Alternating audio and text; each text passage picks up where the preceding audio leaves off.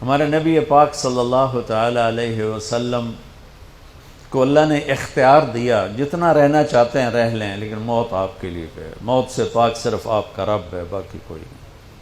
29 صفر 11 ہجری 632 عیسوی آپ کو سر درد عصر کے بعد شروع ہوا۔ آپ ایک جنازے میں تھے جنت البقیع، وہ درد تیز ہو گیا، گھر پہنچتے پہنچتے حضرت عائشہ کی گھر کی باری تھی اور تیز بخار میں تبدیل ہو گئی۔ تو یہ مہینہ 29 کا تھا، 29 دن یہ اور 12 دن اگلے، 13 دن آپ نے بخار اور سر درد میں گزارے، اور اسی بیماری میں جا کے نمازیں پڑھاتے تھے۔ آپ کے جانے میں 5 دن باقی تھے تو آپ کا بخار بہت تیز ہو گیا، تو آپ نے فرمایا کہ مجھے 7 کنوؤں کا پانی لا کر غسل دو۔ تو 7 مشکاں وڈیاں وڈیاں بھر کے لے آندیاں صحابہ نے، الگ الگ کنواں تو حضرت عائشہ کے گھر میں ٹپ نہیں تھا، تو حضرت حفصہ کے گھر سے ٹپ منگوایا گیا۔ آپ تہمت باندھ کے اس میں بیٹھے اور ایک ایک مشک آپ پر ڈالتے گئے تو اس سے پانی سے بخار کا زور ٹوٹ گیا، تو آپ نے پٹی باندھی سر درد کی وجہ سے، اور حضرت علی اور فضل بن عباس رضی اللہ عنہما علیہم السلام ان کے کندھوں پر ہاتھ رکھے ہوئے آپ مسجد میں تشریف لائے۔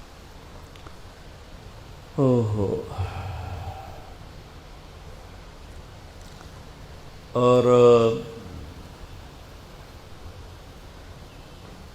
مسجد بھری ہوئی تھی۔ آپ نے ایک چھوٹا سا بیان دیا، وہ آپ کو سنانا چاہتا ہوں۔ آپ نے فرمایا، لوگوں، میں ایک زمانہ تم میں گزار کے جا رہا ہوں، میں نے کسی کا حق مارا ہو تو مجھ سے لے لو، کسی پہ زیادتی کی ہو تو بدلہ لے لو، کسی کو تھپڑ مارا ہو، سوٹی ماری ہو، بدلہ لے لو، قیامت کے دن میرے اوپر کوئی مقدمہ نہ کر دینا، میں اس دن کی پیشی کو برداشت نہیں کر سکتا۔ جن کے طفیل لوگوں کی پیشیاں معاف ہو جائیں گی، جن کے طفیل حساب شروع ہوگا، جن کی طفیل کروڑوں اربوں گناہ گار ان کو معافی ملے گی، وہ امت کو کیا پیغام دے کے جا رہے ہیں کہ جب میرے ذمے کوئی ہے تو ہون لے لو، اتھے نہ منگیا جائے۔ آپ نے اس کو اتنا دہرایا کہ صحابہ رونے لگے، تو آپ نے اتر کے ظہر کی نماز پڑھائی، پھر ممبر پہ آ گئے، پھر اسی بات کو دہرایا، میں نے کسی کا حق مارا ہو، کسی کو تھپڑ مارا ہو، کسی کو سوٹی ماری ہو، کسی پر زیادتی کی ہو، یہ میری جان بھی حاضر ہے، میرا مال بھی حاضر ہے، یہیں فیصلہ کرو میرے ساتھ، آگے نہ اٹھانا۔ ایک آدمی کھڑے ہو گئے، یا رسول اللہ، آپ نے میرے 3 روپے دینے۔ آپ نے فرمایا، ضرور دینے ہوں گے پر مجھے یاد نہیں، ذرا یاد تو کراؤ۔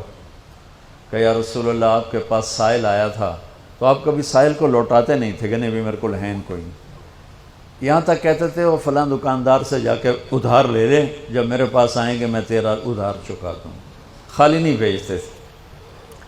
تو کہنے لگے، یا رسول اللہ، سائل آیا تھا، آپ کے پاس تھے نہیں، آپ نے مجھ سے پوچھا تیرے پاس کچھ ہیں؟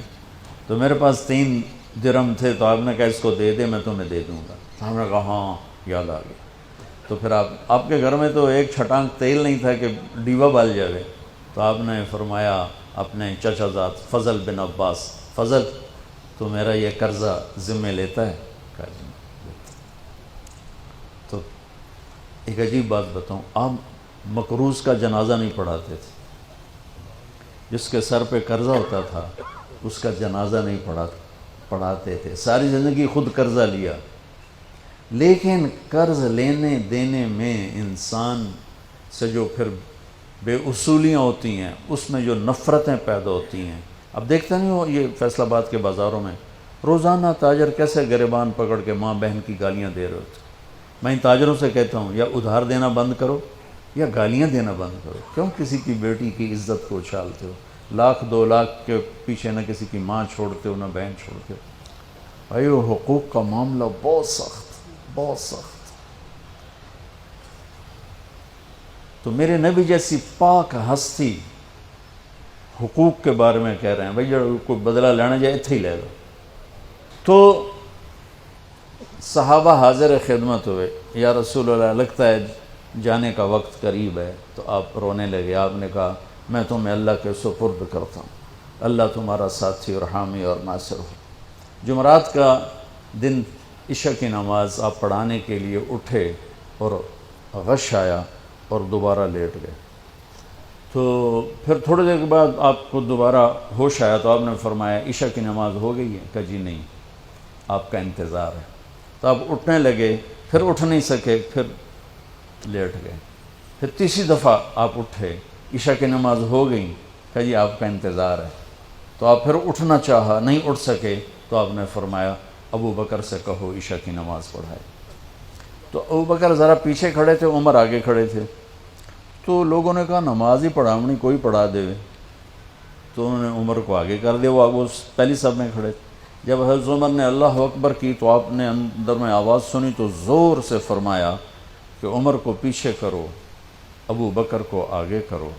میرے رب کا فرمان ہے میرے مصلی پر صرف ابو بکر کھڑا ہو سکتا. تو عمر کو پیچھے کیا گیا اور ابو بکر کو آگے کیا گیا.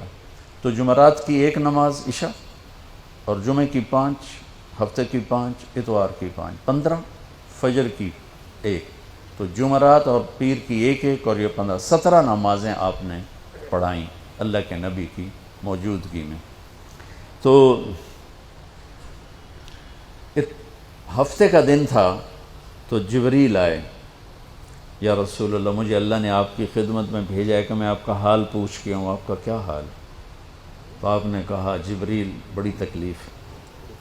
اتوار کو پھر اللہ کے نبی کی خدمت میں جبریل ہے، یا رسول اللہ مجھے اللہ نے بھیجا ہے میں پوچھ کے ہوں کہ آپ کا کیا حال ہے. آپ نے کہا جبریل بڑی تکلیف.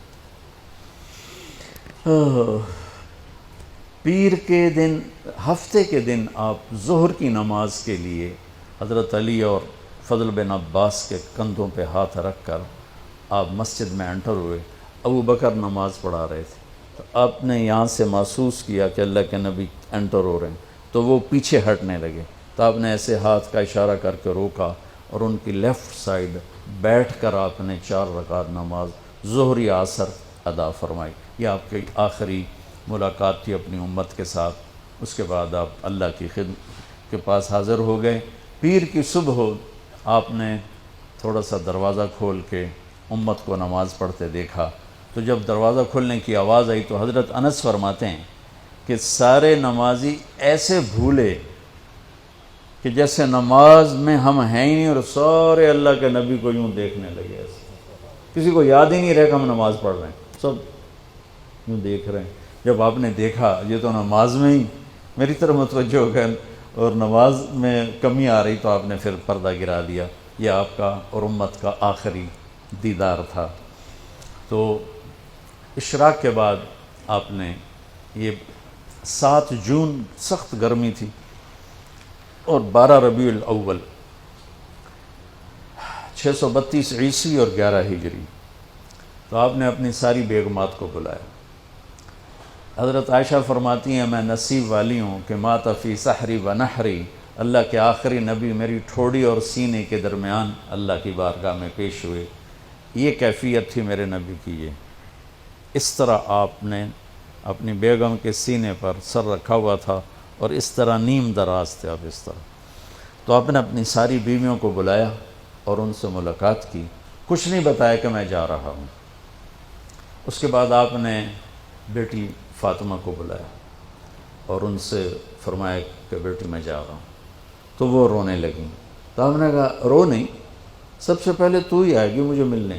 6 مہینے بعد بیٹی کا بھی انتقال ہو گیا. پھر آپ نے مولا علی کو بلایا، ان کا سر اپنی گود میں رکھا اور ان کی کمر پہ ہاتھ پھیرتے رہے اور دعا دیتے رہے. دعا یہ سب کچھ بڑے سکون کے ساتھ ہو. آخر میں دونوں بچوں کو بلایا، حسن حسین. جن میں آپ کی جان اٹکی ہوتی. آپ فرمایا کرتے تھے میری آنکھوں کی ٹھنڈک، میرے 2 پھول، میری دنیا کی بہار، میرے جگر کے ٹکڑے. تو آخر میں دونوں بچے بولائے اور یوں جو لیا نا سینے سے لگا تو ساتھ ہی آنسو شروع ہو. وہ سارا منظر آگے کھل گیا تو بے ساختہ آنسو. ایک دفعہ آپ نے حضرت ام سلمہ سے فرمایا، ام سلمہ آپ کی بیگمات میں سے کہ ایک فرشتہ آ رہا ہے جو آج تک کبھی نہیں آیا، پہلی دفعہ آ رہا ہے مجھ سے ملنے، تم دروازے پہ کھڑی ہو جاؤ، کسی کو اندر نہ آنے دینا. وہ کھڑی ہو گئیں. تھوڑی دیر میں کہیں سے امام حسین آ گئے کھیلتے ہوئے. وہ اندر جانے لگے، انہوں نے روک لیا. روکا تو وہ رونے لگے، روئے تو انہوں نے چھوڑ دیا. تھوڑی دیر کے بعد اندر سے زور زور سے رونے کی آواز آئی اللہ کے نبی کی، تڑپ تڑپ کے رونے کی آواز. اندر گئے تو کیا دیکھا کہ آپ نے حسین کو یوں سینے سے لگایا ہوا تھا زور سے، اور یہ آپ کی کیفیت تھی، ہل ہل کے رو رہے اس طرح. پوری باڈی آپ کی غم کی وجہ سے ایسے کانپ رہی، شیورنگ تھی ایسے. تو حضرت ام سلمہ نے پوچھا یا رسول اللہ میرے ماں باپ قربان، کیوں رو رہے ہیں، کیا ہوا؟ کہا یہ فرشتہ میرے پاس کھڑا ہے، مجھے کہہ رہا ہے آپ کو اس سے بہت پیار ہے. میں کہہ رہا ہوں ہاں. مجھے کہہ رہا ہے آپ کی امت ہی اس کو ذبح کر دے گی، اور مجھے وہ مٹی دکھائی ہے جس میں اس کا خون گرے گا. تو وہ ان دونوں کو گلے سے جو لگایا نا تو بے ساختہ آنسو. پھر ان کو بھی رخصت فرما دی. بس ان کے جانے کے تھوڑی دیر بعد جبریل آ گئے، آ کے کھڑے ہو گئے. آپ نے فرمایا کیا بات؟ کہنے لگے جی باہر ملک الموت کھڑا ہے، اندر آنے کی اجازت چاہتا. آپ نے کہا آ جائے. اس نے اندر آ کر کہا السلام علیکہ یا رسول اللہ. پھر کہنے لگا یا رسول اللہ آپ پہلی ہستی ہیں جنہیں میں سلام کر رہا ہوں، میں نے کبھی کسی کو سلام نہیں کیا. پھر کہنے لگا یا رسول اللہ آپ پہلی ہستی ہیں جن کے بارے میں اللہ نے فرمایا پوچھ کے اندر جاؤں، ایویں نہ وڑ جائیں، اجازت ملے تو جانا ورنہ واپس آ جانا. یا رسول اللہ آپ پہلی ہستی ہیں اللہ نے فرمایا آنا چاہیں تو لے آنا. ہو کیا دربار ہے، کیا مقام ہے. موت بھی اجازت منگتی پہ، اور رہنا چاہیں تو چھوڑ کے آ جانا. عیش معاشیت میرے محبوب آپ جتنا زندہ رہنا چاہتے ہیں آپ کو اجازت. توڑے واسطے 63 سال کی کوئی قید کوئی نہیں، توڑی اپنی مرضی. تو آپ نے پوچھا اگر میں تمہیں اجازت دے دوں تو میری جان بھی نکالو گی؟ کہ جی رسول یہ تو اللہ کا امر ہے، میری کیڑی اوقات. تو آپ نے جبریل کو دیکھا. اب ذرا میری آنکھوں کو دیکھو. تو آپ نے یوں کیا. یہ بھی سوال ہوتا کی صلاح ہے، تو بجائے منہ کے آدمی نہیں پوچھتا ہے، یہاں سے سوال کرتا. آنکھیں بھی بہت کچھ کہہ دیتی ہیں، بہت کچھ سنا دیتی ہیں. تو آپ نے یوں کیا. تو وہ سمجھ گئے کہ اللہ کے نبی کہہ رہے ہیں تیری کی صلاح ہے. تو انہوں نے عرض کہ ان ربک الیک لمشتاق. یا رسول اللہ آپ کی ملاقات کے شوق میں بیٹھے، بڑے شوق میں ہیں اللہ آپ کی ملاقات. بھائیو مانگا کرو یا اللہ وہ موت دے کہ تو ہماری ملاقات کے شوق میں ہو، ہمیں مردود نہ کر دے بلکہ ہمارے لیے اپنی رضا کے دروازے کھول دے. اب سنو ایک بات. آپ نے فرمایا جبریل واپس جاؤ، اللہ سے پوچھ کے آؤ میرے بعد میری امت کے ساتھ کیا کر. حسن حسین کو دیکھ لیا ہے کیا ہونے والا ہے، ان کے لیے کچھ بھی نہیں مانگا، ان کو قربانی بنا دیا، اپنی اولاد کو قربانی بنا دیا، ان کو ذبح ہونے کے لیے چھوڑ دیا.